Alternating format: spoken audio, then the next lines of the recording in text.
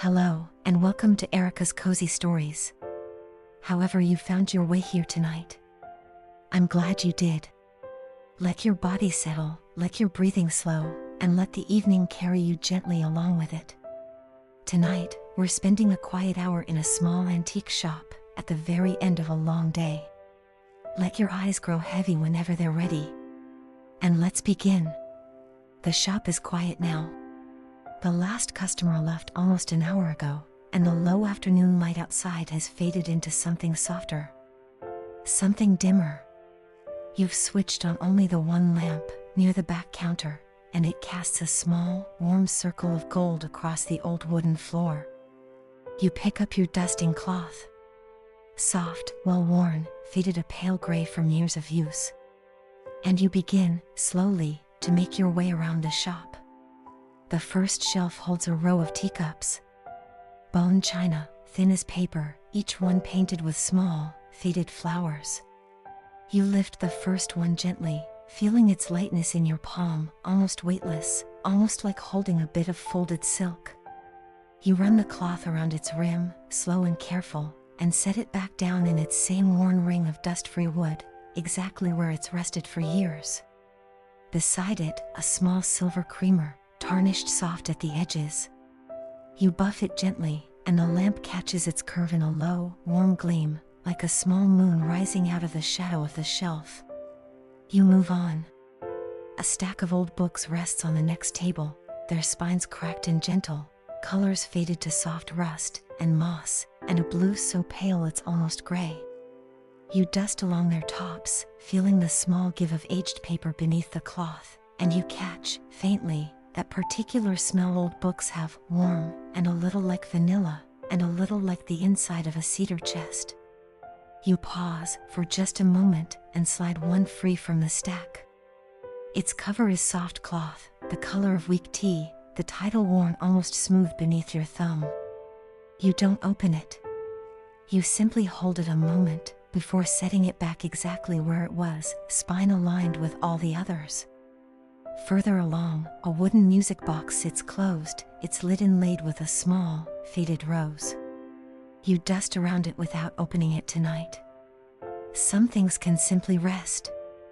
Beside the music box, a shallow bowl of old coins catches your eye, dulled copper and soft, worn silver, edges rounded smooth by countless hands over countless years.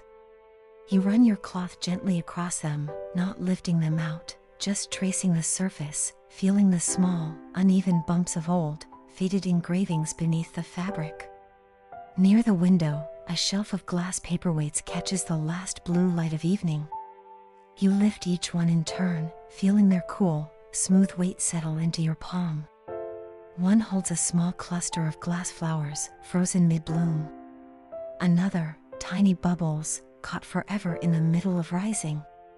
You polish each one slowly, watching the light move through them, soft and shifting, before setting them back in their quiet row. You've always loved this hour best. Not the buying or the selling, as much as you enjoy that too, but this. The quiet after. Just you, and the soft glow of the lamp, and a shop full of small things that have already lived long, patient lives, and are simply waiting now, for someone new to love them. You move toward the back corner, where a tall wardrobe stands, its wood a deep, warm brown, its brass handles worn smooth by hands long gone. You run your cloth along its top, and along the carved edge of its door, feeling the small grooves and curls of the woodwork beneath the cloth, familiar now, after so many evenings spent dusting the same quiet shapes. A framed painting hangs just beside it, a soft countryside scene, colors muted with age, greens gone gentle and gray, sky a pale, faded gold. You straighten it, just slightly, though it's barely crooked at all, and step back to look at it a moment in the lamp's low light. A little stone cottage, half hidden behind a hedge. A path leading somewhere you can't quite see. You've looked at this painting 100 times, and it still, somehow, makes you feel like you're standing at the edge of a very quiet morning. Near it, a low table holds a small collection of seashells, gathered long ago by someone whose name you never learned. You lift one, a pale, spiraled thing, cool and smooth, and hold it a moment against your palm before setting it back in its soft nest of faded velvet. You move along the far wall next, where smaller things are arranged on a low shelf. A set of brass door pulls, unattached now to any drawer, resting in a shallow dish. You run your thumb across them, feeling their small, worn ridges, cool, and slightly rough with age. Beside them, a collection of old keys, none matching any lock you know of, hung on tiny brass hooks. Long, ornate ones. Small, plain ones. One, tiny enough to fit a jewelry box, its bow shaped like a small flower. You dust each one carefully, working the cloth into the little grooves, and you find yourself wondering, the way you often do at this hour, what doors they used to open. What rooms? What quiet houses, long since sold, or changed beyond recognition. The keys don't seem to mind not knowing anymore. They just rest here, patient, catching the lamplight. You linger a moment over the smallest one, the flower-shaped one, turning it slowly between your fingers, imagining, just briefly, the small hands that must have once held it. Then you hang it gently back on its hook. You return to your counter, and begin gathering the day's small tasks. A few new pieces arrived this afternoon, not yet placed on the shelves. A small wooden box, its lid inlaid with mother of pearl, cool and smooth beneath your fingers. You turn it once, admiring the way the pearl catches even this low light, in small, shifting colors, pale blue, and pink, and silver, like the inside of a shell. You lift its lid, just to check the inside is lined well, and find pale blue velvet, worn soft in one corner, as if it once held something small and precious, tucked away for safekeeping. You close it again, gently, and set it on the shelf where it will live now, beside a row of old glass bottles. There's a small clock, too, that arrived today. A traveling clock, its case a dull, dark brass, hand stopped somewhere near 4. You wind it gently, just to see, and you're glad to feel the small resistance of a mechanism still willing to turn. It won't keep good time tonight, not without proper adjustment, but you like the thought of it ticking quietly through the dark shop until morning, keeping some small, imperfect company with everything else. Outside, the street has gone fully dim, street lamps just beginning to glow along the pavement, their light pooling soft and gold against the wet stone, the faint smell of rain drifting in from somewhere, though you can't recall it falling. You glance around the shop once more. Every small treasure here rests in its own quiet corner, dusted and settled, and waiting patiently for tomorrow. The teacups. The paperweights. The old, soft-spined books. The wardrobe and its long, careful woodwork. The keys and the small clock, ticking softly now towards some hour it doesn't quite know. All of it, holding still, in the low light, the way a room holds still at the very end of a long, unhurried day.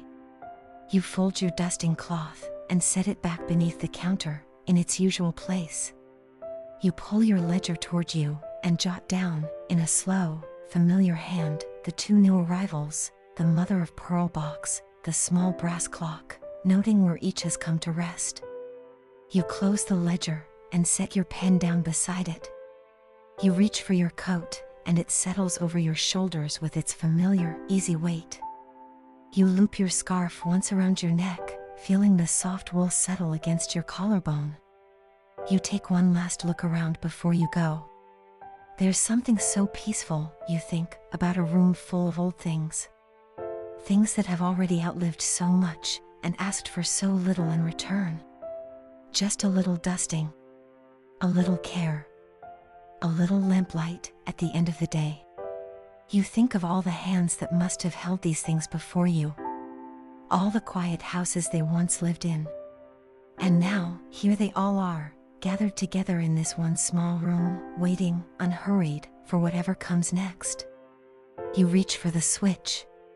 You pause there, just a moment, your hand resting lightly against it, letting your eyes move once more over the soft, shadowed shapes of the shop, the teacups, the paperweights, the tall, quiet wardrobe standing watch in the corner, the small clock, still ticking faintly in the dark. You switch off the lamp. The shop settles into a gentle dark, the treasures within it fading into soft outlines, patient and still, resting quietly until morning. You step to the door, and the small bell above it gives one soft chime as you pull it closed behind you. You turn the key and feel the lock settle home, quiet and certain. Outside, the evening air is cool and soft and touched faintly with rain not yet arrived.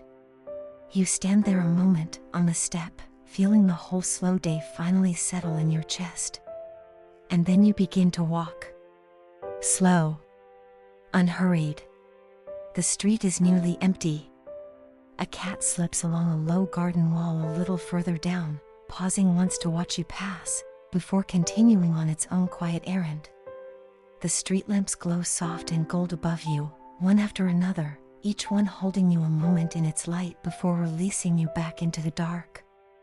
Behind you, the shop rests in its gentle dark, every small treasure tucked in for the night, waiting, patiently, the way old things always do, for whatever comes next. And ahead of you, only a quiet walk home. And rest.